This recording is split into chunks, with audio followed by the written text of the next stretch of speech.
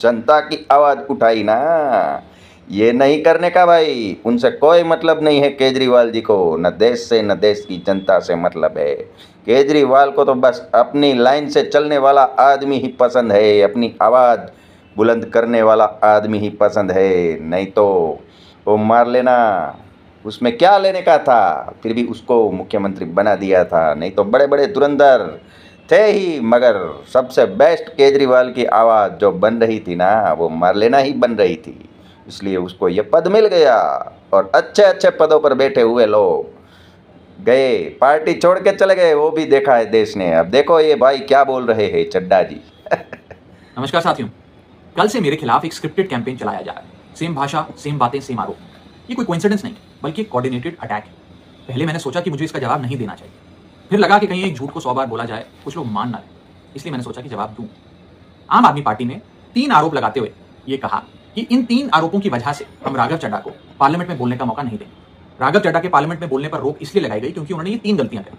मैं एक एक करके इन तीनों पर आपसे बात करना चाहूंगा। पहला आरोप कि जब ऑपोजिशन पार्लियामेंट से वॉकआउट करता है, सदन से वॉकआउट करता है, तो राघव चड्ढा वहीं बैठे रहते हैं, वो वॉकआउट नहीं करते। ये सरासर झूठ है, सफेद झूठ।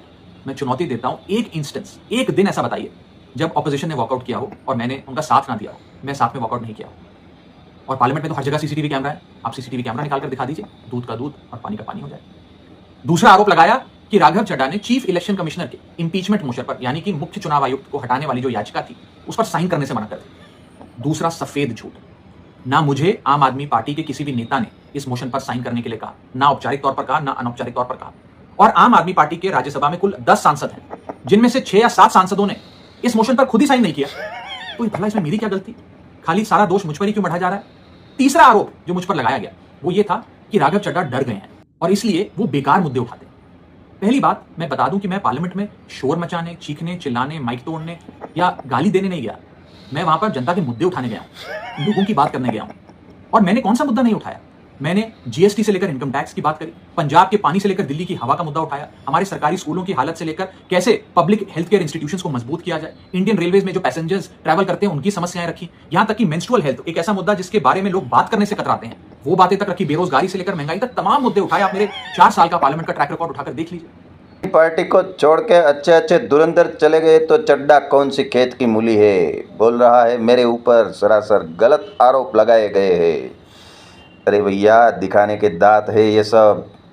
असली चीज़ तो ये है कि जो केजरीवाल की लाइन से नहीं चलता है ना, निकाल दिया जाता है। बस बोलने के लिए कहा जाता है कि हम छोटे आदमियों की पार्टी है, छोटे लोगों को टिकट देते हैं, मगर हकीकत तो यह है कि पार्टी का अध्यक्ष वाला चुनाव भी पार्टी में नहीं होता है, और अध्यक्ष मतलब केजरीवाल की लाइन से जो नहीं चलता है ना, कितने भी बड़े पद पर हो, कितना भी अच्छा काम कर रहा हो, कितना भी देश के लिए भला कर रहा हो, जनता की आवाज़ उठा रहा हो, इनको कोई मतलब नहीं है। बस केजरीवाल की आवाज़ उठानी पड़ेगी।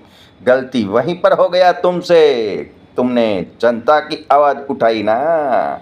ये नहीं करने का भाई, उनसे कोई मतलब नहीं है केजरीवाल जी को, न देश से न देश की जनता से मतलब है।